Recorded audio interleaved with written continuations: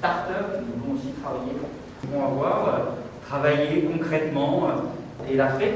Premier voyage hors de l'Union européenne, ici au Maroc, et ça symbolise bien l'importance que nous mettons dans l'amitié franco-marocaine, dans le partenariat entre la France et le Maroc en matière économique, tant dans les échanges commerciaux que dans les partenariats économiques ici au Maroc, en France, mais aussi en Afrique, parce que nous avons, de par notre histoire commune, de par notre langue, de par notre amitié, et de par l'emplacement géographique et de la France et du Maroc, des partenariats à nouer au service d'une ambition commune en Afrique.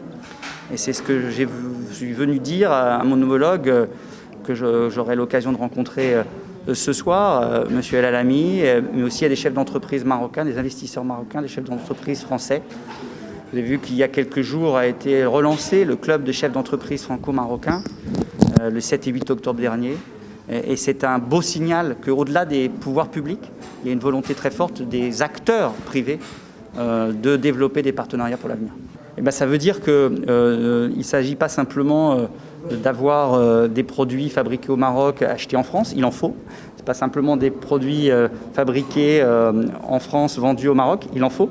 Mais il faut aussi des partenariats, des produits, des services pensés, réalisés ensemble.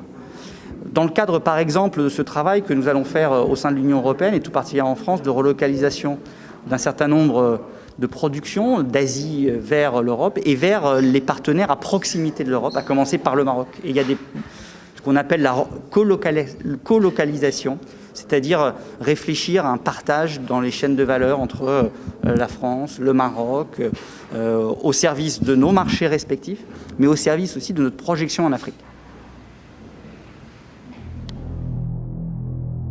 ما تنساش تابونا في لاشين وتأكد بالجرس باش يوصلك جديد فيديوهات من هيث بريس.